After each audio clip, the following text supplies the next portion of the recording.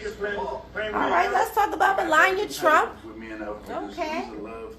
Melania. That's natural, you know. When you yes, Lord. Melania, I don't give a fuck about these kids, Trump. That's Melania. I don't give a goddamn about these kids, Trump. Okay. Melania said, I mean, these kids, the funny part about it is, I don't know if you guys remember years ago, Barbara Bush. Didn't she sound just like Barbara Bush, just with a different accent? Because Barbara Bush got a Southern Texas accent, and she got a whatever the hell she from accent.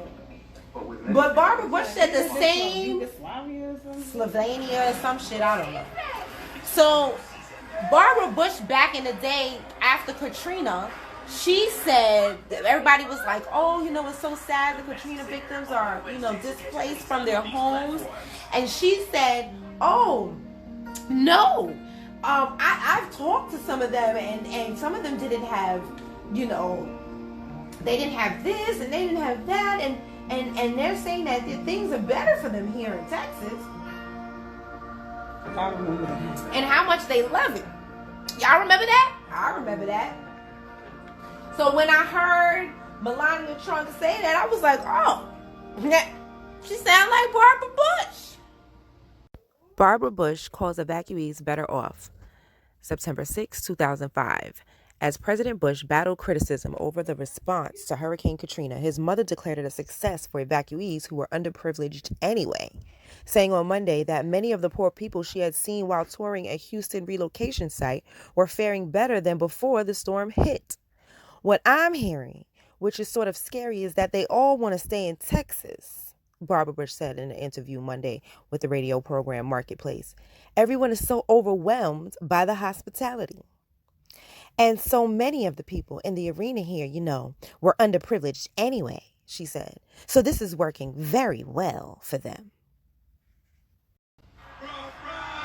I'm not shocked to hear that, nor am I shocked to hear that a lot of her sentiments are the same as her husband, because it does make sense. How the hell could they be married for so goddamn long?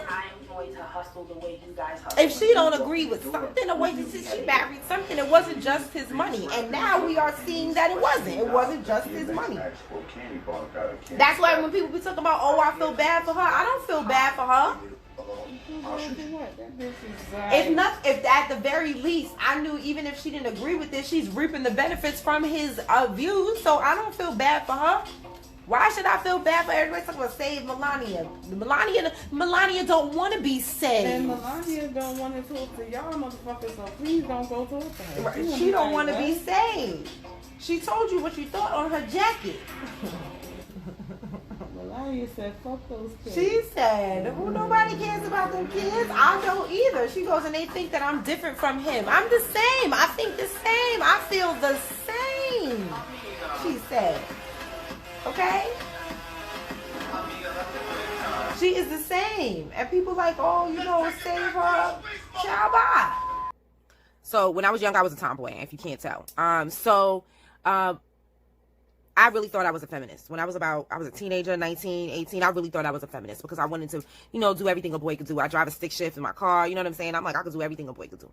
But then I got older and I got a job. I was working in advertising. Now, advertising is a very female-driven business, right? At mid-level, okay? So your managers, your supervisors, your directors and stuff are a lot of women. Not black women, but women. And, a higher up, like your CEOs, your CFOs, all that kind of stuff, those are usually men, right? Okay. So what I noticed about these women that were in the positions that, you know, I'm seeking to attain one day because, you know, I'm working my behind on fighting this racism in this company so I can move up and make some more money, and maybe one day I could be a supervisor and I can move my people in. As my coworkers, that's all I was about, right? I wanted to be able to move and maneuver and put people in places like how they used to do, right? That weren't qualified. They used to put people in places that weren't even qualified. Anyhow, moving right along. So one of the things that I noticed about these women that had these positions, which I was trying to get to, they were all single except for one, my direct supervisor. Yo, I don't mean to be mean or whatever, but I'm gonna keep it real. She is a fucking bitch, okay? The biggest bitch you ever want to meet, okay? She was hell. She used to make people cry. Not me, but she used to make people cry. And so one thing I noticed that, yeah, okay, she had a husband, but then I realized that she talked to her husband the same way she talked to us. And that's when a light bulb went off in my head that the type of man that I want would never allow me to talk to him like that, because they have just the same reason I wouldn't allow her to talk to me like that, because I got pride in myself. Okay, you can't help me any kind of way. Okay, and I want a man that has pride in himself. You know what I'm saying? That won't allow me to do that shit to him either. You understand what I'm saying? So I knew from then. I made the correlation. I ain't want nothing to do with that feminist shit. I ain't want nothing to do with it. I ain't see no benefit in it. It wasn't even working for them. Okay, now. So that's when my views on feminism started changing. And like I said, this is before I knew the origins of the women's suffrage movements, before I knew the origins of the feminist movement, before I knew the origins of Roe versus Wade. Did you know the origins of Roe versus Wade? Yo, I just learned the origins of Roe versus Wade. Check out the origins of Roe versus Wade. It's crazy. To 1969. All right? 1969, some lawyers in Texas, they wanted to challenge the abortion law. Because in some places, and well, in most places, abortions were legal, but they had exceptions. If it's incest or rape, those were the exceptions for abortion. Got it? Excuse me. So this is where the Roe versus Wade comes in. Now, who is Roe? Roe is an alias. In a lot of cases, they have a John Doe, and if it's a woman, they call it a Jane Roe. So Roe is Jane Roe, which was an alias. Jane Roe is a white woman named Norma McCorvey.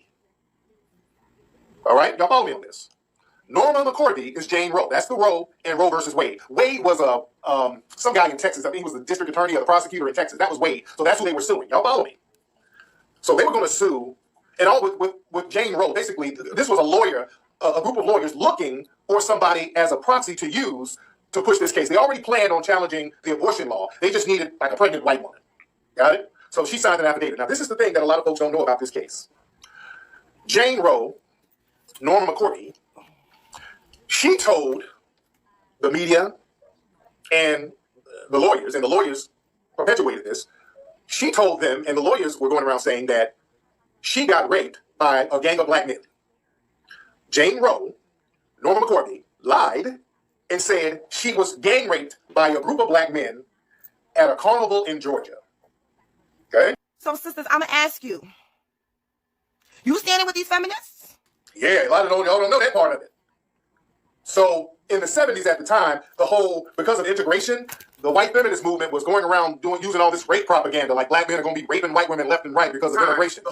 So, they were playing on that white racial fear. White flight was in full effect. So, they concocted a lie that black men raped that woman, got her pregnant, and now she needed an abortion. That's what made it go through. That's what made everybody get on board and make it go. She waited 15 years to come on out and admit that she lied.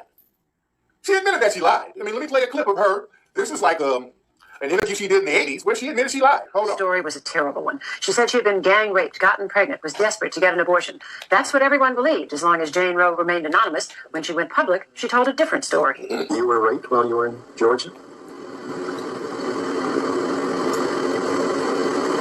No, I wasn't. You were not? No, I wasn't. Oh, so all those stories that are in the books and so forth are not true? Yes, sir. Yes. They're not true. Right. And it turned out that lying wasn't the only embarrassment, this darling of the pro-choice. Look at Gloria Allred. Boy, Gloria Allred loves representing liars, I see. Y'all could call me Popeyes tonight because I'm hitting feminism with a 3-piece and a biscuit, and I'm not giving you no drink. Choke on it. Speaking of Glorias, black women, beware of non-black women named Gloria.